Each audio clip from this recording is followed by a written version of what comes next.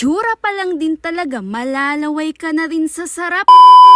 Mapapagana ka naman talaga kumain pag meron ka talagang ganito, yung tipong hilig na hilig mo din talaga sa sausawan, yung mapapakain ka din talaga sa sarap. Maggayat-gayat ka na nga ng madaming bawang, sabayan pa talaga ng madaming sili. Ito talaga yung magpapagana lalo doon sa kinakain mo. Umpisahan na nga natin at takam na nga ako. Ito talaga yung bagay na bagay kahit saan sausawan. Bagay to. Magpainit ng mantika doon sa kawali. Madaming mantika ang kailangan natin dito at ilagay na nga natin yung ginayat-gayat natin bawang na maliliit lamang. At syempre, banayad lamang ang pagluluto. Yung apoy tamang-tama lang doon sa ating niluluto. Para na din hindi mabigla ang ating niluluto, yung hindi basta-basta masusunog at ilagay na natin yung mas masarap talaga. Yung sili din talaga, abay kay hilig-hilig din talaga namin dito. Ito'y tamang paggagayat lang, hindi nga lang pinong-pino ang sili dahil gusto namin yung tamang laki lamang nito. Dahil sa pagluluto naman nito, abay kanya-kanya naman din tayong version na pagluluto at pagkatapos nilagyan din namin to ng oyster sauce na magbibigay lalong lasa at sarap doon sa niluluto natin.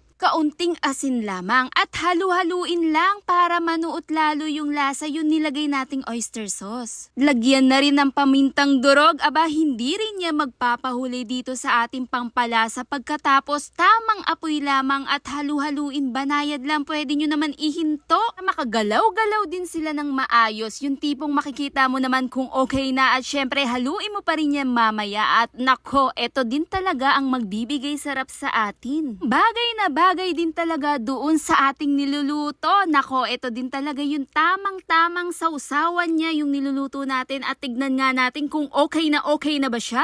Kung sa tingin nyo ay hindi pa, hayaan nyo lang din dyan. Banayad lang yung apoy at tignan nyo ulit at haluin nyo muna. Para na din hindi rin siya magdikit-dikit at kung makikita nyo nga siya, eto na nga ang itsura niya. Tipong nagbabrown na nga ang ating bawang at anako, eto din talaga yung masarap dito. Amoy pa lang din talaga, parang gusto mo nang kainin pero eto chinek mo nga ang niluluto mo kung okay na ba siya at patuloy lang tayo sa paghahalo-halo nito. Sa wakas, natapos din ang pagluluto at eto na nga, nagkikrave na rin talaga ako, ibang cravings din talaga pag ganito. Sabay na sabay din sila natapos sa pagluluto at ibudbud na nga natin ang ating bawang na may sili, chili garlic lang din talaga, panalo din talaga at hindi lang yan, bagay din to kahit saan pagkain. Sasabi mo din talagang all-in, bagay na bagay kahit saan piniritong isda, sinangag na kanin o kahit ano pang sausawan yan. Ito lang din talaga, budbud mo lang yan, bagay na bagay kahit saan, gaganahan ka lalong kumain. Heto na nga siya,